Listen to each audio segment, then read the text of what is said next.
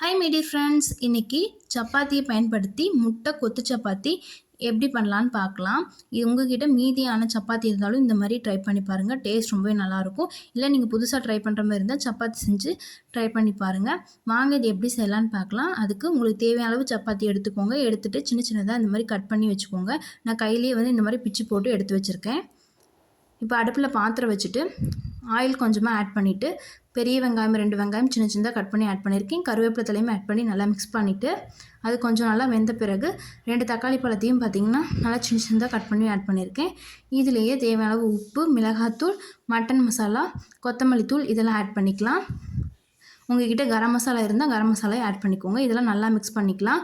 அதே மாதிரி பார்த்திங்கன்னா ஸ்டார்டிங்கில் இஞ்சி பூண்டு பேஸ்ட்டும் உங்கள்கிட்ட ஆட் பண்ணுறதா இருந்தால் கொஞ்சமாக ஆட் பண்ணிக்கோங்க. நான் ஆட் பண்ணல. இப்போ நல்லா இந்த அளவுக்கு மிக்ஸ் பண்ணி நல்லா வெந்த பிறகு 2 முட்டையை உடச்சி ஊற்றிக்கலாம். முட்டைக்கு தேவையான அளவு கொஞ்சமாக உப்பு போட்டுட்டு நல்லா மிக்ஸ் பண்ணிக்கலாம். முட்டையில் நல்லா நமக்கு வெந்து வரணும். நல்லா பார்த்திங்கன்னா உருண்டையாக வரணும். அப்போ தான் பார்த்திங்கன்னா முட்டை வாசம் நமக்கு வராது. நல்லா மிக்ஸ் பண்ண பிறகு இப்போ நம்ம எடுத்து வச்சுருக்க சப்பாத்தி போட்டு நல்லா மிக்ஸ் பண்ணிக்கலாம்.